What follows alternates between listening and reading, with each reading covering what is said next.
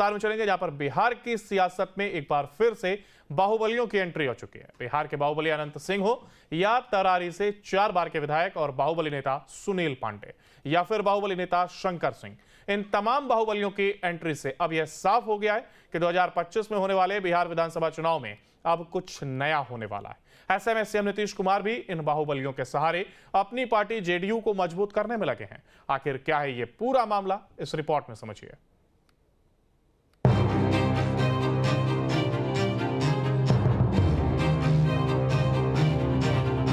बिहार विधानसभा चुनाव 2025 की तैयारी को लेकर तैयारियां तेज हो चुकी है, जहां सभी राजनीतिक दल समीकरण तैयार करने में लगे हुए हैं। दरअसल साल 2020 के विधानसभा चुनाव में नीतीश कुमार को करारा झटका लगा था और जेडीयू तीसरे नंबर की पार्टी बनकर रह गई थी। इसके बाद से आज तक बिहार की राजनीति के माहिर खिलाड़ी यानी कि नीतीश कुमार अपनी चाल तैयार करने में लग चुके हैं। तभी तो 2020 के विधानसभा चुनाव में हार के कारण बने लोगों को नीतीश कुमार और अपनी पार्टी में शामिल करने में जुटे हुए हैं। कई तमाम सवाल हैं जिसे जानना बेहद जरूरी है। बाहुबलियों की एंट्री पर सवाल, क्या बिहार विधानसभा चुनाव में बाहुबलियों की होगी एंट्री?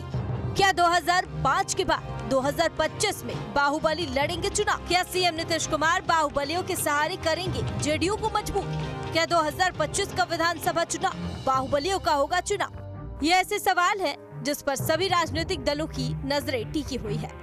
ग्राफिक्स के जरिए समझते हैं कि कब कब बाहुबलियों ने सीएम नीतीश कुमार से मुलाकात की। तारीख 25 अगस्त 2024। बाहुबली अनंत सिंह जेल से निकलने के 10 दिन बाद सीएम हाउस पहुंचे। बाहर आकर उन्होंने कहा कि वे सीएम से मिलने आए थे। साथ ही उन्होंने 2025 में विधानसभा चुनाव लड़ने का भी ऐलान कर दिया। तारीख 18 अगस्त 2024। बाहुबली नेता और तरारी से 4 बार के विधायक रहे सुनील पांडे ने बीजेपी का दामन थामा और ऐसी संभावना जताई जा रही है कि तरारी विधानसभा उपचुनाव में बीजेपी उनके बेटे विशाल प्रशांत को टिकट दे सकती है। तारीख 21 जुलाई 2024। बाहुबली नेता शंकर सिंह रुपौली से निर्दलीय चुनाव जीतकर सीएम हाउस पहुंचे। बाहर आकर उन्होंने कहा कि सीएम का आशीर्वाद लेने आए थे, हम विकास के साथ हैं।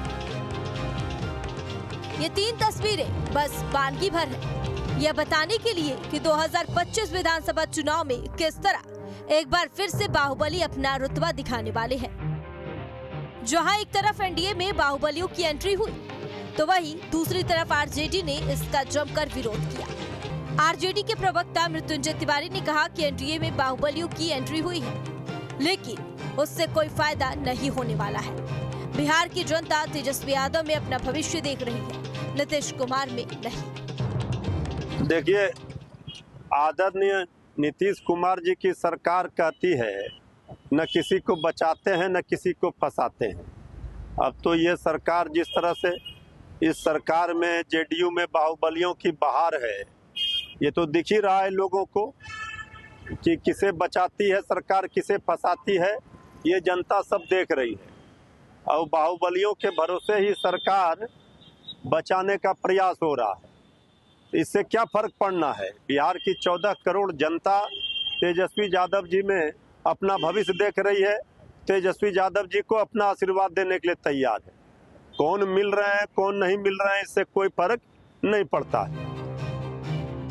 एक तरफ जहां आरजेडी का कहना है कि बिहार की जनता अब तेजस्वी यादव में अपना भविष्य देख रही है, तो वहीं दूसरी तरफ जेडीयू का कहना है कि अब बिहार में बाहुबली नाम का कोई अस्तित्व नहीं रह गया है। नीतीश कुमार जी इस देश की राजनीति में कैसे मानक हैं कि 2005 के विधानसभा चुनाव के तृतीय चरण के पूर्व उन्होंने घोषणा किया कि बिहार में कानून का राज है और कोई दागी को मंत्री परिषद में स्थान नहीं दिया जाएगा। कोई अपने आप को आज की स्थिति में कह सकता है क्या कि हम बाहुबली हैं? अपने नाम के आगे बाहुबली जोड़ेंगे कोई? नीतीश कुमार जी के शासन का इकबाल का इतना असर है कि कोई अपने नाम के आगे बाहुबली जोड़ने को तैयार नहीं होता है। लेकिन आरजेडी तो कह रही है कि बाहुबलियों के सारे नीतीश कुमार फिर से हैं। अब ये सुरेंद्र यादव जी बेचारे साधु संत हैं, नाम बतावें कितना साधु संत का? अशोक महतो साधु संत, कहाँ के साधु संत हैं? कौन ठकुरवाड़ी के महंत है सब? अरे शासन चलाते थे ये लोग, बिहार के अंदर में क्षेत्रीय सत्ता चलती थी।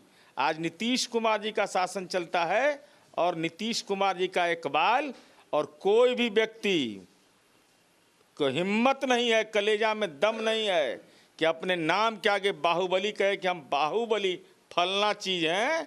किसी को अधिकार नहीं है, और न हिम्मत है न साहस है। वहीं जब आरजेडी और जेडीयू आमने सामने आई तो बीजेपी कहां पीछे रहना चाहती थी। बीजेपी की ओर से बीजेपी विधायक और बिहार सरकार में मंत्री नितिन नवीन ने कहा, बाहुबली की बात आरजेडी ना करे।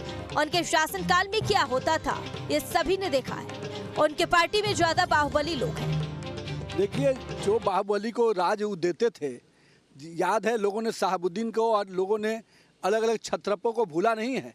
जो छत्रप लोग के माध्यम से सरकार चलती थी, ये लालू शासन का खेल था।